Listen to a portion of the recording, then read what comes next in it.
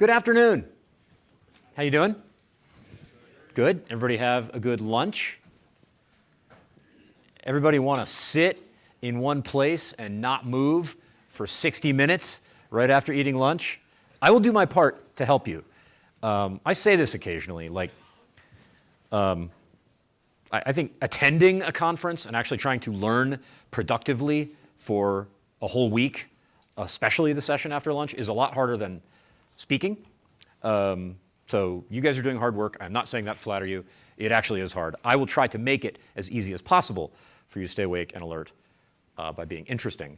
I have a story to tell about migrating to the cloud and using Kafka and sort of, I think, Kafka's ambitions for us, and just sort of showing how we might take a very trivial monolith, break it up into pieces, and really convert it into KSQL queries is our goal.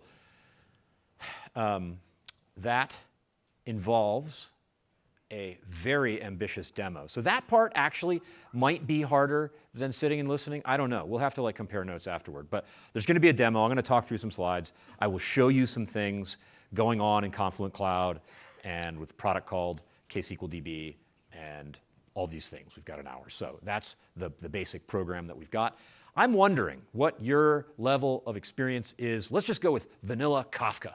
Like, who is fairly new to Kafka? Hands. Okay, about half. And who feels not new? Like, you don't need to brag, but you sort of know some things, you've used it. Okay, so about half and half. That's good. I actually don't have, I'm a little worried now. I don't have a lot of introductory Kafka content in this deck, so I'm just going to ad lib that, because I think if half of you are new, you're going to need a little bit of background, and we have some time, so that's okay. I want to just give you enough to go on there. And I always like to, there's a couple of things that I'm passionate about. Like I said, the basic story here is, also, there's a speaking pro tip. There's this button, and when you press it, the slide goes forward, and then it displays your title slide, which I think is much more informative. The title of this talk is Migrating Applications to Serverless Apache Kafka plus KSQL. Half of you are new to Kafka. Who's using KSQL? Anybody using KSQL? Okay, the rest of you may be dismissed. Thank you for you being here. And it is obvious enough what it is, right? It's, the K doesn't necessarily stand for Kafka, but it seems related. It's a streaming SQL for Kafka. I'll give you a little bit of background on that as I am typing. I'll probably just save that for when we're doing the demo. But boy, there's a lot to cover. So there was a time, and this was early in Kafka's life, when the thing that you did was you ran Kafka on-prem. And I liked talking about server-side technologies like 10 years ago, because you could use words like server. You're talking about a distributed messaging system like Kafka. You can say, well, you scale it out by adding a server, that's called a broker, and everybody has this picture in their head of this thing made out of sheet metal, like maybe you cut yourself on it, and it's in this room that's cold and loud and dehydrates you, and like that image was settled there back in those days. These days, things are a little more complex, right? We've got containers running on container runtimes, which themselves are running in virtualization frameworks. And there's probably a computer in there somewhere, vaguely, you think, have some sense that in the cloud it exists. But just take yourself back to, say 10 years ago, and it was normal to operate Kafka yourself. There are plenty of people who still live this life for personal and regulatory reasons. And let's look at what application architectures looked like back then. I want to, you probably all have the sense, even if you're new to Kafka, that Kafka is something that processes events or messages or something like that. So I want to talk about my favorite example app.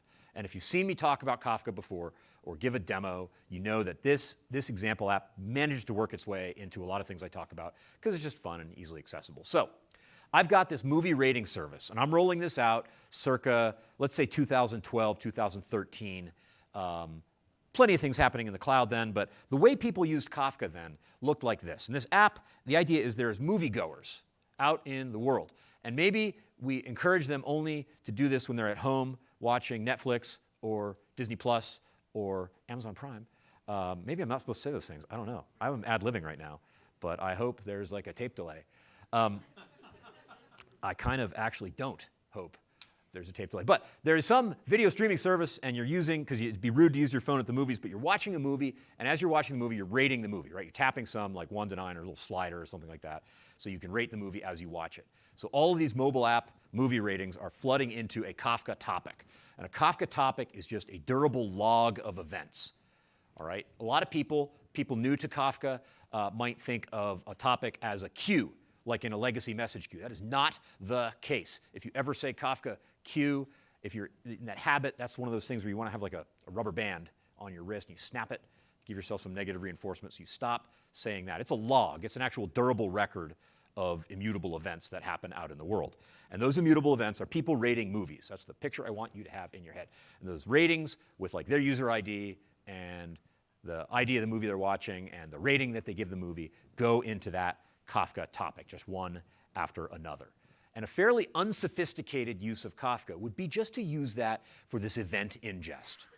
Like if the app really scales, there's a lot of things happening, I need some place to put all those because maybe I can't process them during peak load and I get a little behind, and it's sort of queue-like behavior. That's how people started using Kafka, and that works. So those are going to come in now to some monolithic application that's going to consume those events from that Kafka topic. I will actually show you code that does this in a little bit. I want to walk you through the whole story first of what it looks like to go from this monolith to serverless KSQL in the cloud. But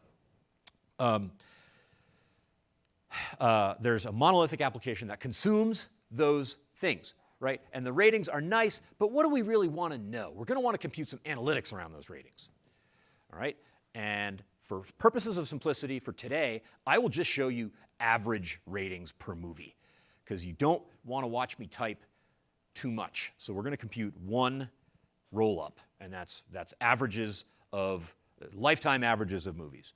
So there's this monolith that consumes from the topic, and the message that comes in has 3 things in it: movie ID, user ID, and rating, and I need to enrich that.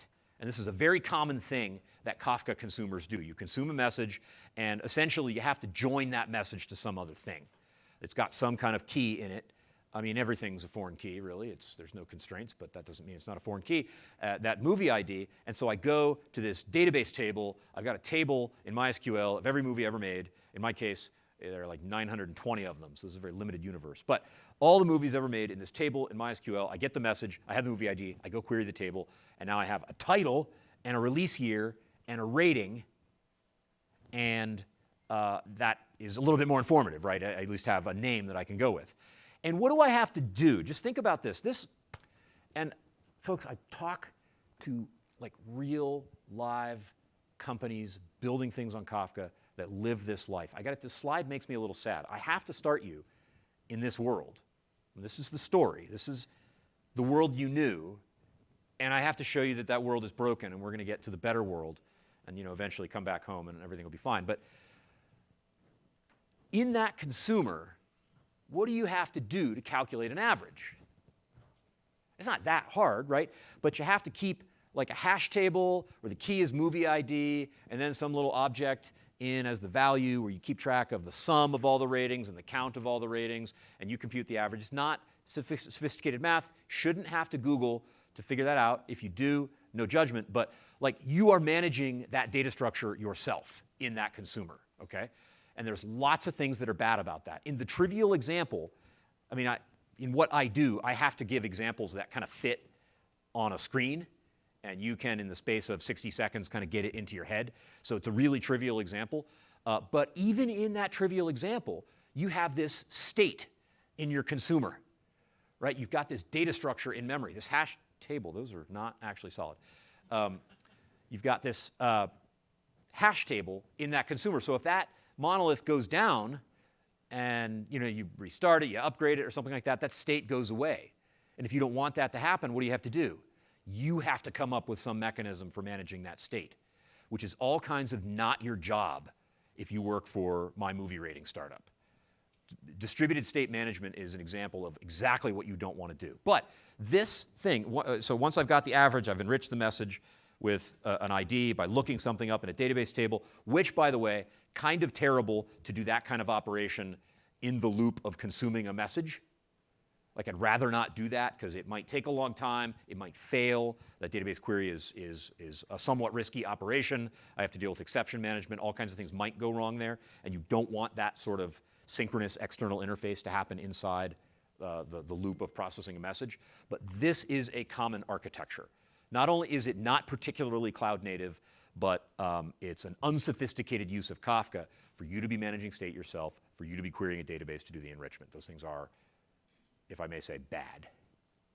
So there we are. But I've got the ratings, and I can expose them to the world. And I'll show you in the demo, there'll be just a little Spring Boot app with a REST interface, and I can query those average ratings. We can compare notes on some of my favorite movies. I've got some Christmas movies in there because it is the season. We can think about that. We can even talk about whether you agree that they're Christmas movies after the session. And Kafka did good things here, right? It did actually decouple the event inputs from the processing of the events. And so if I'm upgrading my application and it goes down, people can still be producing, my front end can still be producing messages into the topic, and I don't need to worry about it. That's a good thing. Topics are a very easily understood abstraction for logging events. When you have this kind of pure play event thing, that works really well. And the third thing, I say, not exactly a pleasure to operate, but we can't complain. I think actually we can. Operating Kafka is, so when you have a team of sophisticated and skilled Kafka admins who have kind of climbed that mountain, those are hard-won skills, and they're probably going to think of this as, no, this is a thing that's doable. I mean, if they're people who do ops people, hands? Okay. Do you ever complain about things? Ever? Okay. Yeah. So, I mean, yeah, you're going to complain about it, but if you learn how to do it, you learn how to do it. It is difficult to do. All right. And it's a good idea to use a hosted Kafka, fully managed Kafka if you can. So that's kind of the world that we were in. We can't complain, or can we? In general, that monolith. Now, I described a computer program that consumes rating events and calculates averages. As a monolith goes, that's fine. It really is kind of its own little microservice because it just does one thing. But we know that that's going to grow as that application grows, as our movie rating service grows in sophistication, and we start harvesting all kinds of interesting data to sell to production companies and things like that. It's going to do a bad job, as any monolith does, managing complexity as the service grows. I described all the problems with the consumer code. We have to manage state. We have to do that database join ourselves. And this architecture, I've just been thinking about this recently. We're at reInvent, and so you remember if you were in this business at the time when S3 came out, right? It was just so brilliant. It was the first, I mean, there had been like managed hosting and things like that before. Rackspace already existed. But S3 came out and it was like, whoa, this is this like storage in the cloud. It was a very novel concept. And very closely on the heels of that, EC2 came out. And you remember how we talked about EC2 back then. We said, wow, it's cloud, and there's this API, and you can automate it, and like if you're a retailer at the holidays, you can just add instances, and you'll scale up. And then in January, you don't want to pay for that compute, you'll just remove instances. I said these words to people explaining what EC2 was when it was new. Nobody was building applications that could do that then. I certainly wasn't. The applications that I was building looked like this. There was a monolith, and it had a database, and what does it even mean to add instances? It just wasn't a thing, right? So we had this story about scale in the cloud, and it wasn't a lie. I mean, you could do it, and everything that EC2 was then, it was, but that wasn't how we were building things. And so this application architecture here is a textbook example of that. It's not really a thing that can scale to 0 or scale up any way we want. We would much rather look something like this. So what would a cloud-native version of this be? What happens to Kafka? And I'm going to need to explain what KSQL is because that's an absolutely key part of this whole thing.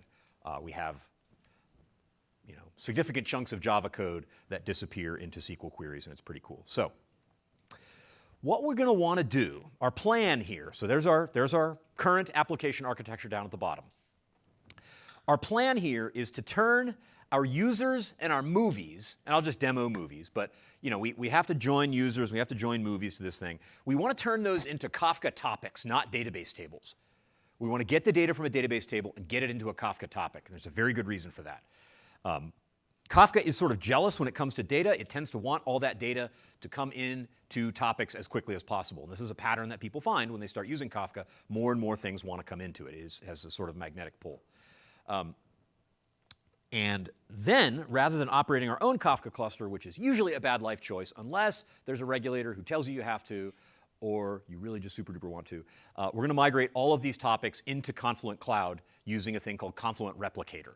A replicator is a tool that lets you basically take topics in one cluster and replicate changes to those topics or messages to another cluster. And I'll spin that up. I've got, by the way, funny story. You know the MacBook Pro repeating key problem? Is there anybody here who's fallen victim to that? Yes, yes. Bitter tears wept in the watches of the night, certainly on my part. So mine got fixed last week, and I got it back, except they apparently didn't plug in any of the antennas, and so Wi-Fi and Bluetooth didn't work at all. So this is a problem. So it's going to go back to the store. And I have all this like replicator and Kafka, and there's significant portions of the monolith that are running locally on my nice little 2-core loaner. So I would just like to ask you for your patience when we get to the demo part. And I'll try and get the microphone near to the fan so you can hear the suffering. It's going to be happening. Replicator will be running locally by the monolith, and it's going to take those topics, and I'll tell you how we do the migration of the tables into the topics. It'll take those user, or the movies topic, and then replicate it into Confluent Cloud. We will, of course, I have spun up in advance for your convenience, Confluent Cloud Kafka cluster. Then we're going to refactor the monolith to microservices, and that's going to look very peculiar in our case. The microservices are actually going to, just because this is a fairly trivial thing, it's going to turn into a KSQL query. We'll have a persistent KSQL query that is constantly running, constantly calculating those averages, and any notion of any Java application to deploy just for that averaging goes away.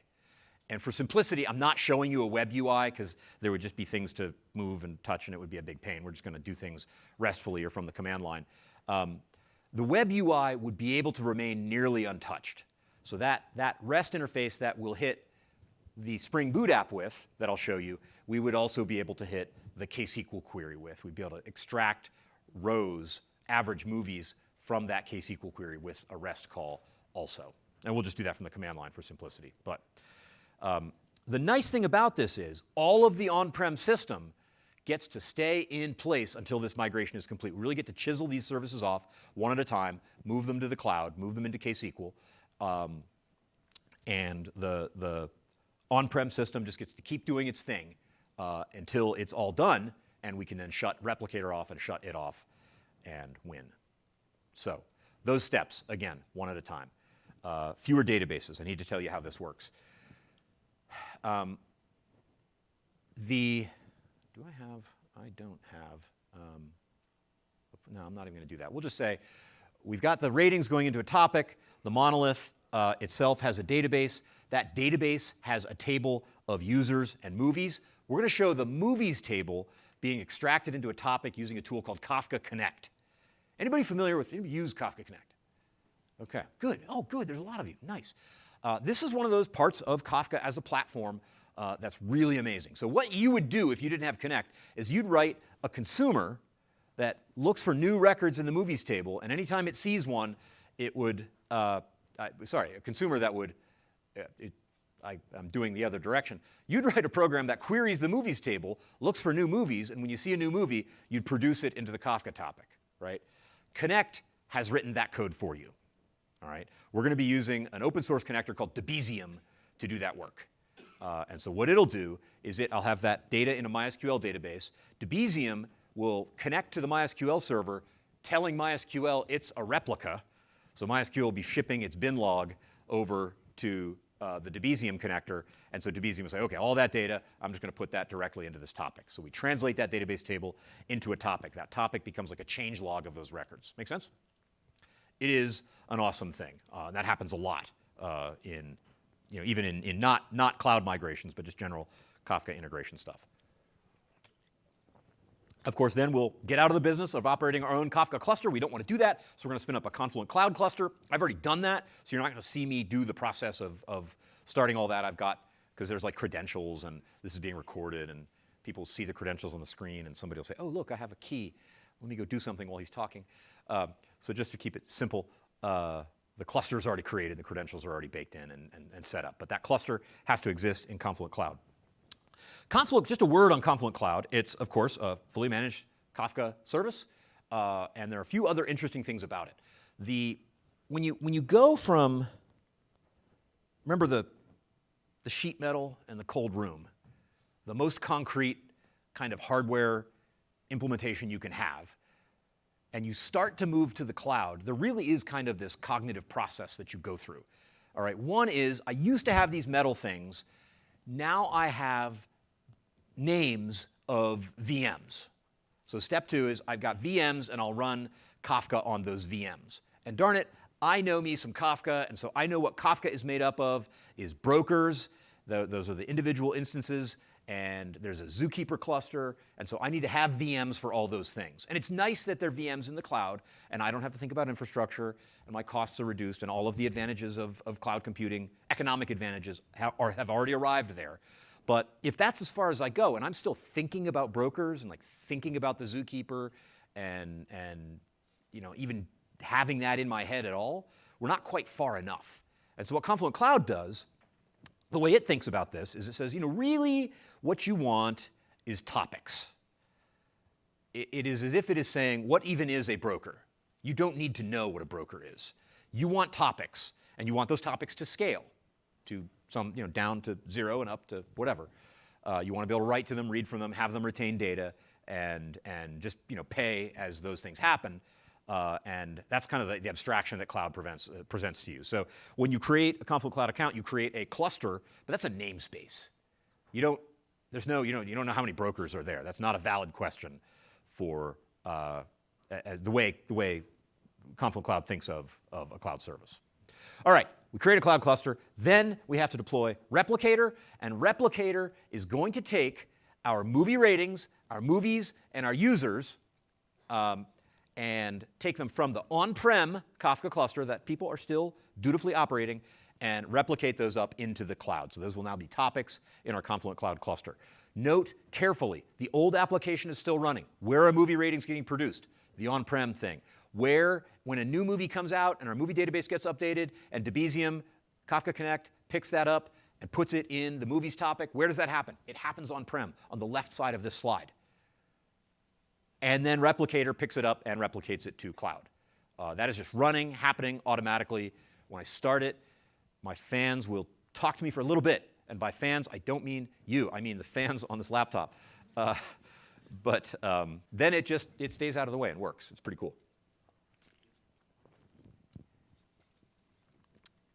And finally, we will convert to KSQL. So our carefully written Java code that consumes ratings and does a database query, and it's all Springified, right? It's like nice, modern Java code. It's not, I'm making it out to be this horrible grind. It's not a horrible grind, but there are some major problems, like I said, with writing consumers in that way. You have a synchronous database query happening while you're processing a message, and you've got state management happening in the application. So we're going to turn that into a KSQL query that looks something like this. It will be a join of a stream to a table. I'll explain what those things are as I'm typing them. And all of the functionality that I had to build and the frameworky things I had to put into my consumer, those are gone. You always want to look out for when you're writing non-differentiated code that is not directly delivering value to the business, directly delivering value to a customer, but like I said, you're managing distributed state. And maybe you have to do that to get the job done, but that's something that somebody else should be doing. That's not directly delivering value to a customer, so you have to watch out for that stuff. The real problem with those kind of problems, by the way, we all know that they are fun because we're in charge when it is a relatively more pure computer science problem that you're solving and not a business problem. Business problems are terrible because they're mental, not in the sense of, I shouldn't have said that. They are mental phenomena where in the business, people doing things, it's easy for everybody to think about, oh no, but on Tuesday you do it twice and if this thing goes wrong, you have there's this other form. Like people learn those kinds of operations, and the mental process of executing business is trivial for people once they've learned how to do their job. Converting that into software is difficult. Business software is difficult to write because you're converting these mental phenomena into code, and that mismatch is, well, that's what we do. We bridge those worlds. Which means when you're writing proper business software, life is always a little hard because people are making you do weird things. When you're solving distributed state management problems, life is sweet because are in charge. But again, then you get caught. So we don't want to do that. We're going to remove our non-differentiated functionality and turn that into KSQL. And then we will write a KSQL query that turns movie ratings plus movies into rated movies. We'll have averages. And we'll be able to see what my favorite movie is, and we'll be able to see some Christmas movies in there as we go forward. Yeah, we covered those. We'll go from there. From that point, we would be able to stand down the monolith. That just wouldn't have to be running at all anymore. And I may even do that at this point once we've got the KSQL stuff going. How long do we have? We have plenty of time. Once we get the KSQL stuff going, I'll have this Spring Boot app running, and I may just shut it off. And it won't be accessible anymore, but we'll still be able to get our ratings from KSQL. In the end state, and I'm not going to do this, you could also then repoint your ratings producer. Instead of producing to that on-prem topic, you could just redirect that to be to the cloud topic, right? And so Replicator doesn't need to be running there anymore. You have migrated to the cloud. And you can stand down Replicator and stand down the monolith and clear that stuff out of the closet. And what you've done is you've migrated to a cloud-native architecture. You've migrated to a fully managed Kafka whose scale properties are really not yours to worry about, which is kind of the promise of serverless things. You've migrated to a hosted KSQL, again, whose scale properties are just not problems that you need to tackle. Those are stream processing programs that run somewhere and scale. And if you ever want to know how they scale, if you're interested in those details, darn it, there's probably presentations online where you can learn that. But that's, at this point, an academic thing that you think is cool. It's not a thing you need to do to deliver on that feature. We all know what's next.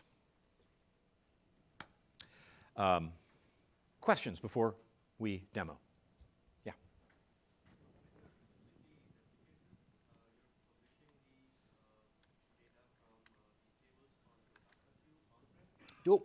Back up onto a Kafka topic, yes?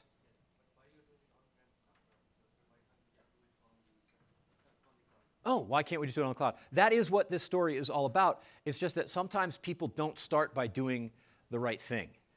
And because either they make a mistake or because they started doing it 5 years ago and the right thing was a different thing then. So the story we're telling is one of on-prem to cloud migration. And if we just showed everything cloud, it would be less of a story. The reality is that there is plenty of on-prem Kafka that wants to get to the cloud. And I'm trying to show you just both in terms of application architecture and data migration, what the tools are to do that. So if you're greenfield, don't build it on-prem first, whatever you do, please. I'll be honest, I like being in data centers in the colo. It's fun, right? There's lots of things that are fun that are just irresponsible to do. So yeah, it's better to start in the cloud. You can now, but if you haven't, this is the story of how you get there. Question there. Does the Confluent replicator only work with, can you use it with other clouds, or does it only work with Confluent? No, it's in its current form a Kafka Connect connector, and you should be able to use that with other clouds. I mean, I don't know that I'd do that, but your choices. Other questions, sir? Is Confluent Cloud available in GovCloud, or what regions can it be used? Excellent question. And I actually don't know off the top of my head all of the regions. We have some people that I'm looking at who you could probably talk to afterward who might get you a better answer, or come by the Confluent booth and we can get you an authoritative list of all those, but top of my head, I don't know. Others, these are good. I'm glad. Uh-huh. So, I mean, there is Amazon offering now a managed Kafka as well. Yes. And I was reviewing both, and I was hoping that with Confluent Cloud, I get the whole ecosystem managed. But unfortunately, it's not Next like that. question. So, no, very fair question, actually. You do get, so the question, in case you couldn't hear it, and it was a embarrassing question that I don't want to answer, but I'm still going to repeat it. He said, hey, Amazon has a managed Kafka, true. And I was hoping, he said, reasonably, that when I went to Confluent Cloud, I could have the whole platform, by which you meant the glory of KSQL available in preview. You can get it in preview. All of the Kafka Connect connectors that there ever were, schema registries in production. There's some connectors in production, or one, but yeah, so these things are, there's a roadmap, it is unfolding, all right? It is not going to be long in the future before those things are simply there and you click and you do it. But all of, and you can just go to the website. If you look at, here's Confluent Platform, the on-prem thing that existed first, right? Not everything that's in Confluent Platform is available in this nice, click and it happens serverless form in Confluent Cloud right now. But that roadmap and that promise is happening rapidly, and they will be there. So I'll be showing you what that world would look like. Other questions? You know what I love about questions is I know I'm saying something you want to hear. Yeah. So in your example for the ratings topic, that needs to have like infinite retention on it, right? Or calculate the average. The question was, ratings has to have infinite retention, right? I mean, it's no. No, you could have a KSQL query that durably calculates an average over all time and ratings, and ratings still fall off the edge of the world on retention-wise. Now, I'm all about infinite retention, and there's a whole nother, as we say, a whole nother story about like microservices and Kafka, which is not our story today, that is enriched by very long retention periods. And there's nobody's data governance process that's going to give you infinity in any company of any size. Infinity is some number of years, right? I mean, in photography, infinity is 20 feet, so it's all relative. But technically, the answer is no, it does not have to be infinite, even for averages over all time, because KSQL will handle that. And nevertheless, long retention periods are still recommended and a good idea for reasons we won't get into. Anybody else? Got a demo pretty soon here, but two more. Yes, yes. In your example, with the KSQL piece, when it does the averaging, Mm-hmm. does it then post do a new topic with the average? Does it post back to that Kafka cluster? Okay, this was a very astute question. The question was, when the KSQL query is calculating averages, and I haven't really said what KSQL is, but you probably get it, right? Yes, it's consuming from the ratings topic as those events come in. That movies topic, remember we turned the table into a topic? KSQL turns that back into a table in its own, like in process, like a key value store that it can just do quick lookups on. So you don't have this horribly error-prone synchronous database dip. You've got this thing right there in KSQL, right? So that join happens. You have a record. Yes, that gets produced to a topic. Yes, it is also available to do key lookups on with in-memory speed in the KSQL cluster. There was another back here. Does the replicator manage Avro schemas? There are some steps you have to go through to make that happen, and I am so busted. I'm not doing those steps in this demo, and you're going to ask me when it comes. So you have to do some things to get there, and I'm not doing that today because it would be tedious to show. But fair question. Yes. We've used Mirror Maker historically. Okay. What current state comparison-wise, is there still any reason to use that? No, so the question is, should we use Replicator instead of Mirror Maker? There are absolutely people who come up with ways to succeed with Mirror Maker, carefully chosen language there. There are some kind of well-known problems, but if what you're doing is not defeated by any of those well-known problems and what you're doing is successful, and you don't, there's no pain with it, right? Like keep doing that thing. Typically, active-active or active-passive things with, there are some problems with Mirror Maker that it was never widely adopted for those, and that's why Confluent Replicator exists. But that's not to say, I mean, you would have to know that something is broken to be motivated to migrate. There are so many questions. I'm going to stop soon. Yes? So for the KSQL, can we give a JSON which doesn't have a proper structured JSON? Like sometimes it can have 5 keys, sometimes it can have 8 keys. Oh, sure. Yeah. Can you use JSON that is schemaless, essentially? Yes. Yes, of course. Now, you can certainly break. So if there's a field, I'll show you. Well, I'm going to be doing Avro, so you're not going to see a lot of schema because it's going to be managed by the schema registry. But say you had a stream with movie ID and user ID and rating were the fields in the message. And some of the messages didn't have a user ID because they weren't logged in, right? Well, those wouldn't get processed. So it's OK. It's not like it's going to fall over, but you can't do anything with them because they don't validate against the schema. New schema, new key comes in, that's fine. Yeah, you can crunch all you want on those. So it's relatively tolerant in terms of its JSON parsing. But JSON is always a little risky, right? Because there's just not much schema management you can do. It's fun. It prints nicely. You'll see I'll print some stuff out to the screen because I'm using Avro. It'll be a terrible experience for everybody to read it. And I'm going to apologize in advance. But you get the advantages of schema management. All right. Let me wait. There's this really cool switcher here. I'm doing it. Yes. Yes. OK. That's not what you're supposed to see. But that is my family. The 2 girls in between me and my wife just got engaged recently. Pretty cool. And there we are. So, if you will pardon me, I'm going to give you some font size.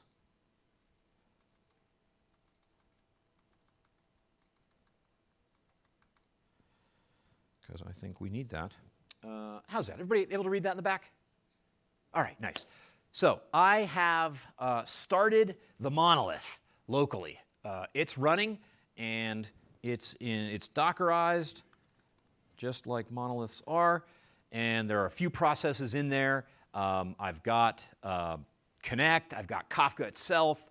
I've got KSQL running here. We'll play with that later. I've got my MySQL database, replicator, schema registry, zookeeper, everything you could possibly want.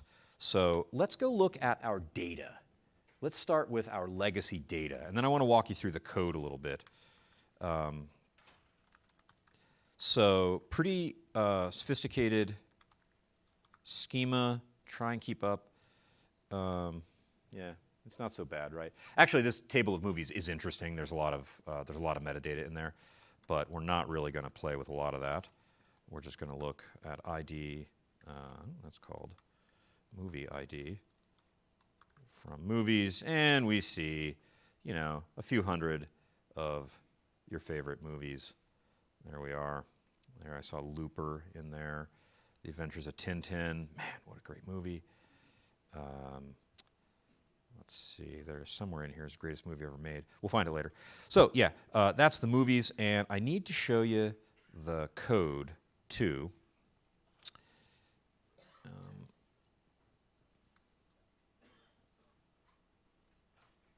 There we are. That's our Docker Compose. We are going to go here to this movie rating service. So here's the wrong way to do this, right? This is what I told you not to do with a consumer, but we're going to do it anyway. See, this is all fully springed up just for our convenience. You could do this directly against the Java API, but this is a typical way for someone to do this in Java. So I've annotated this method as a Kafka listener, and there's some configuration in my application context file that I won't show you that points it at the cluster and does all the magical wiring. But when I consume a message, I'm going to get that message deserialized into this Avro object, my rating. And that rating is, can I actually look at that? Yeah, so here's what you don't want to do, ever, is look at auto-generated Avro files. Because you think, you look at your little Avro schema, and you're like, well, I had 3 fields in there. What? I just thought it was a POJO. What are you trying to do to me? Well, it turns out there's actually a lot of machinery going on in there that makes the rest of this process a little bit magical. I remember the first time I saw schema registry Avro code, it felt like some things were missing, and those things are buried in the POJO, in the ratings object. So I get that rating object, it's all ready to go. I can extract a movie ID, and my mission is to create a new, to basically increment the count of the number of times that movie has been rated and add that rating to the sum of all movie ratings. And that's what this code does here in this nice atomic way with this data structure, count and sum storage, which is a concurrent hash map.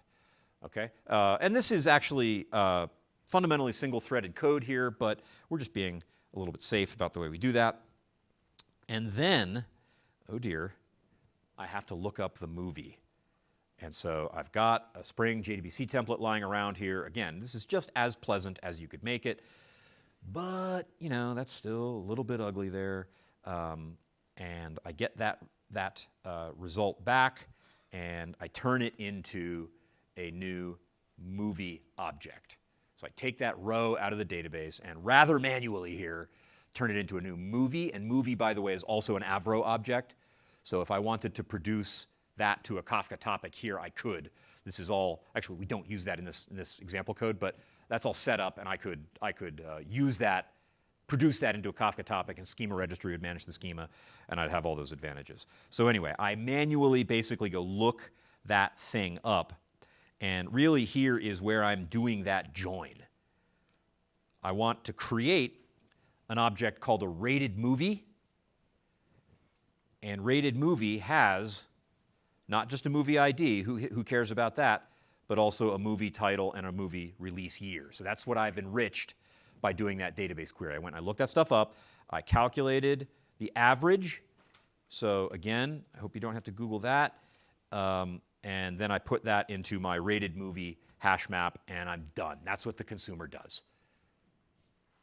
It looks up the old count and sum, it adds to the new count and sum, calculates an average, updates those 2 data structures, and it moves on for every message. That's all it does. Now, if we want to get that stuff out, we have this little service right here that is annotated as this class is a Spring REST controller.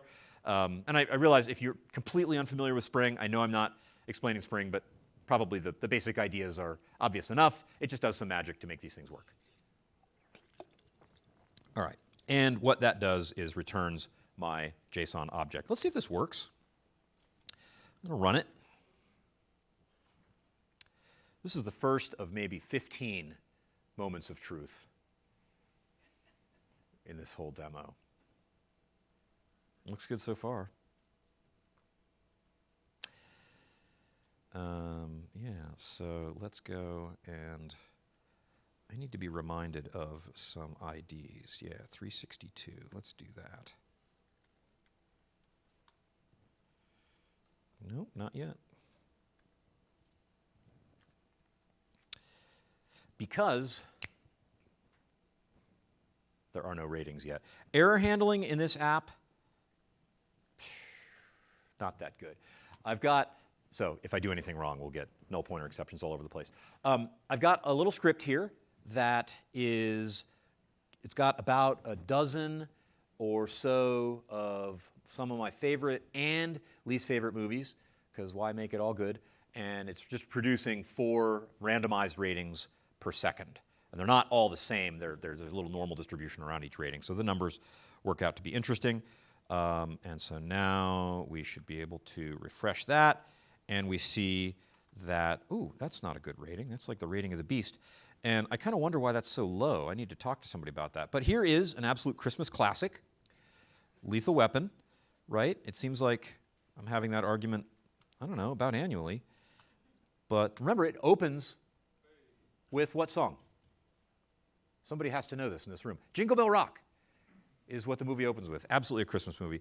Die Hard, again, absolute Christmas classic, practically a perfect movie. And then, let's see, this is not a Christmas movie, but also the greatest film ever made. So there, our little rating service works. And you can actually check me on that. I encourage you to go watch that and don't at me. Where should we go next? I think it would be honest if we just took a quick peek at what's going on locally. All right. Now, this monolith is all Dockerized, but let's say a topic, ratings, and you'll see. Oh, yeah, that's right. This is the wrong way to do it. This is what Avro looks like. So don't do that to your friends. I've got, I think, something better here that I had to. Not going to type all this out. I actually will copy and paste that. We don't want to watch movies. We want to look at ratings, just so you can see this happening locally before we've done anything with the cloud. Here are those ratings, right? There's a user ID, there's a movie ID, and there's an integer rating for each one, and there are 4 of these happening per second. All right, so these are getting produced. Now, what we have to do next is I have to get, what I don't have is, oops, what I don't have is any movies. So I'm trying to consume from movies, but I don't have any of those. And somebody tell me why not. What did I say that we had to do that I have not done yet? We saw movies here. Got to pull them from the database, okay? And that is, I will show you.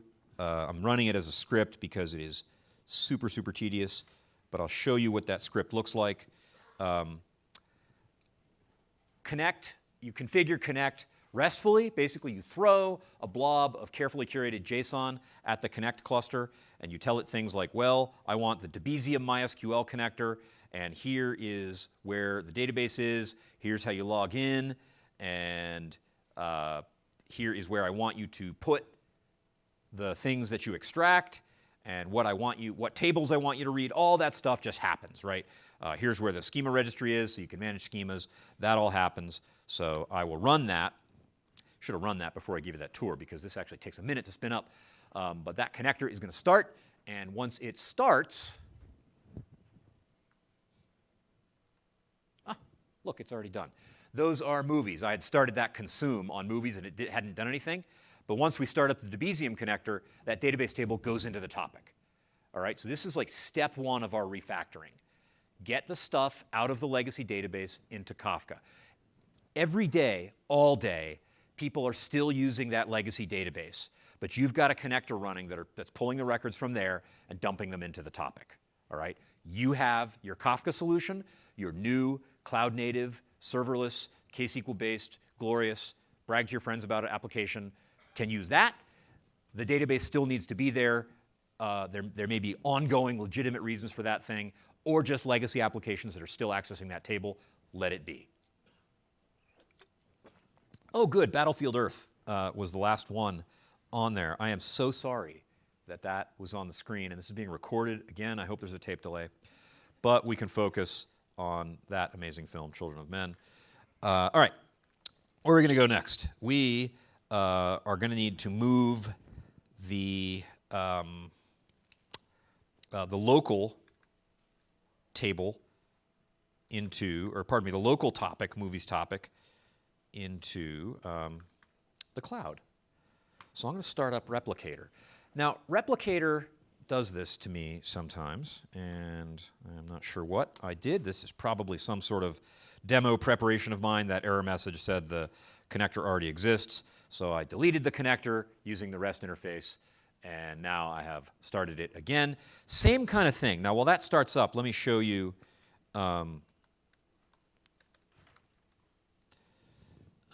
this. It is implemented as a Kafka Connect connector. So I go to my Connect instance on port 8087, and I post this piece of JSON to that endpoint, and it starts up connect. Now, have I had to get jars in position and connectors all in? Yes, of course, there are some little pieces of infrastructure that I've set up ahead of time here for this to work so easily. But that's basically just Docker, or in the case of hosted connect, if it's a connector that's available in Confluent Cloud, it's a lot easier. Then it's just Cloud UI. All right, so that's happening now. Oh, and our hero forgot something. So I'm actually going to kill that connector again. And I forgot to create my topics. I have connect configured to not auto-create topics. So we need movies and ratings. And the nice thing is, if you screw up like that, you can just delete the connector and start it back up, and it'll start back up, and it'll do what it needs to do, because messages in Kafka topics are immutable and identified by offsets. And so if you're kind of doing this up and down thing like this, you're not going to likely get yourself into data integrity problems. I mean, I'm certainly not, because it wasn't producing any messages. But starting and stopping the thing, if it is producing messages, you've got quite a bit more safety than you otherwise would. So let's consume ratings. See if I'm remembering my command line parameters. No, I'm not. It's just -B. Yeah, I'm thinking of something else. Okay. So we'll just give connect a second to start up.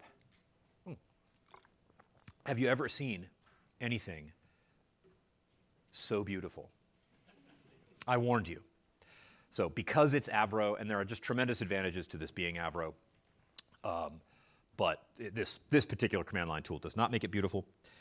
We could also, can we go here? And we can't, because I don't readily have those credentials in front of me. So never mind that. I was going to show you in the Confluent Cloud CLI. There's a nice way of viewing those messages there also, of course.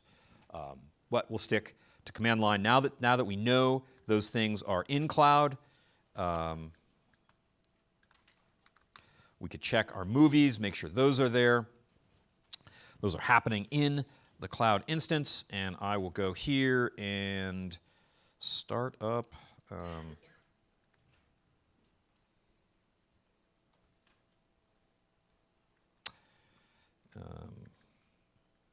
Let's make this easy for us, and I will take a little bit of copying and pasting to save you watching me type.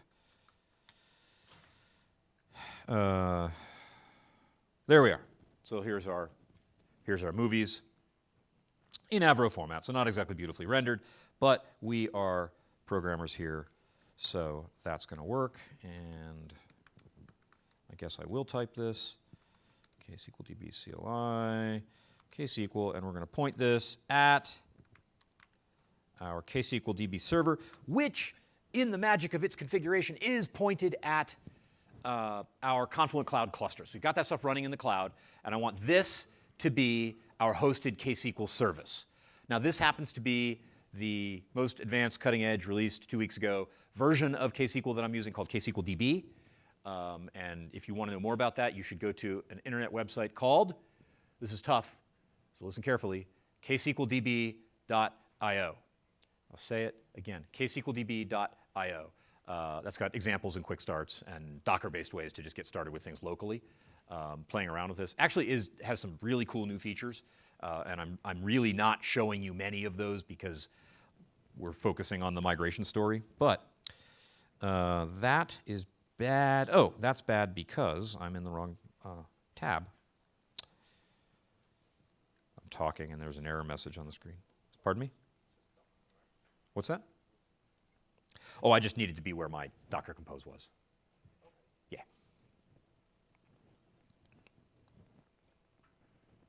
All right, so in our migration story, we've got the database extracted into Kafka. We've got the on-prem Kafka topic replicated into the cloud. And I'm just going to do a couple quick KSQL queries here to finish this off. KSQLDB is a renaming of KSQL. You wouldn't want to say replacement would be an odd way to put it. It's just what we're calling it now. And that reflects, some features that it's growing that make it, I think, more credible as an application development tool, which is what I'm showing you here. There are some things it does now. So let's just do some things here. I need to register my ratings stream. All right, so I'm going to say, hey, look, there's this Kafka topic called ratings, and it's got, what's it got in it? It's got Avro things in it. And there you go. I just want you to be a stream, and I don't want you to take that long. There we are. Okay. So I can select ID. Let's just actually say movie ID, rating from ratings, and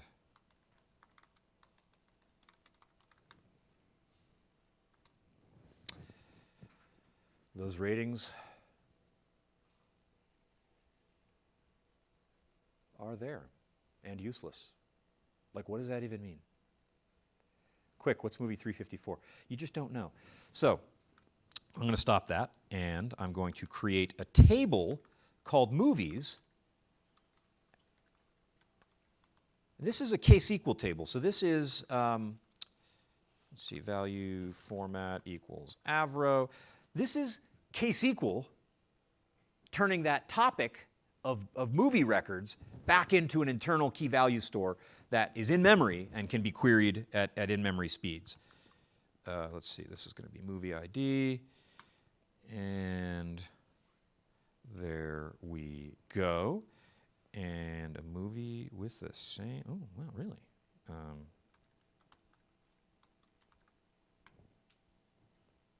Okay. It's surprising, but okay. Now, the KSQL, unfortunately, due to bad cloud deployment, my KSQL DB cluster and the Kafka cluster are in different availability zones. So you see things moving a little bit slowly, that's why. That's just an artifact of how I've got the demo put together, obviously in the real world. Maybe you would do that, but you wouldn't tell anybody, like I just told the internet.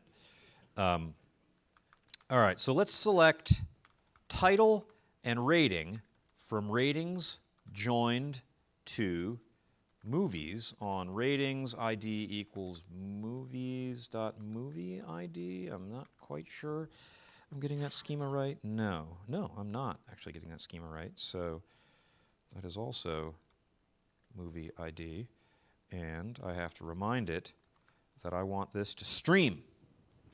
So this is a streaming query. This is what KSQL calls a push query. So there are records coming in all the time, and once this thing kicks off, I will just be getting those records kicked out at me all the time. If I was doing this over the REST interface, this long-running HTTP connection, I'd be getting these JSON records thrown at me all the time.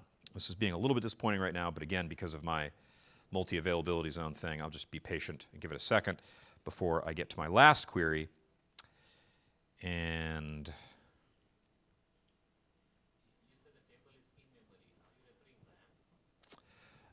Are you referring RAM? when I say the table is in memory, am I referring to RAM when I say memory? I am. So if your table is gigantic, Well, write it on the desktop. if the table is gigantic, what do? Two things. Number one, important to say it's off-heap memory.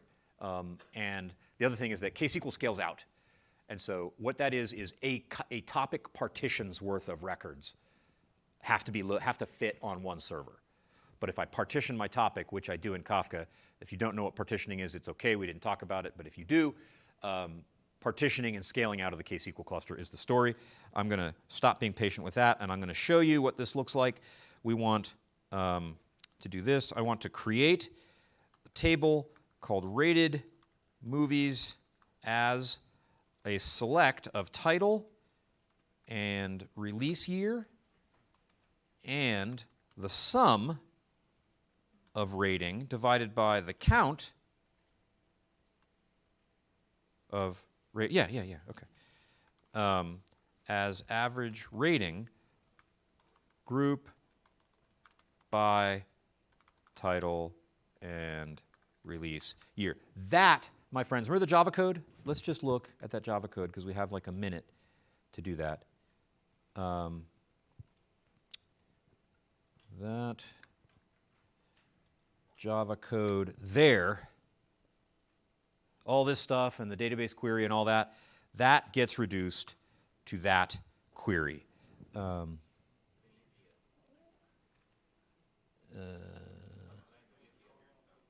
Sorry, I'm not, release space year. And that needs a comma. Anything else? We're pair programming. Ship it. And now that query is running, and we can hit this over the REST interface and say, hey, I want to know what the current average rating of my favorite Christmas movies, Die Hard and Lethal Weapon are, Tree of Life, like what do people think of those right now? That's running, okay? So this is now running in this hosted KSQL DB instance. I don't have a Java service for that anymore. Now, not all of my monolith is going to disappear in a puff of KSQL, all right? Other parts are still going to need computation in Java. But you can see significant parts of the stream processing get pushed into this, and they run here. I am going to be around after this session. We have 20 seconds left. So I'm going to be around after for questions if you got them. I would love to talk more. Thank you for being here, and have a great rest of the show.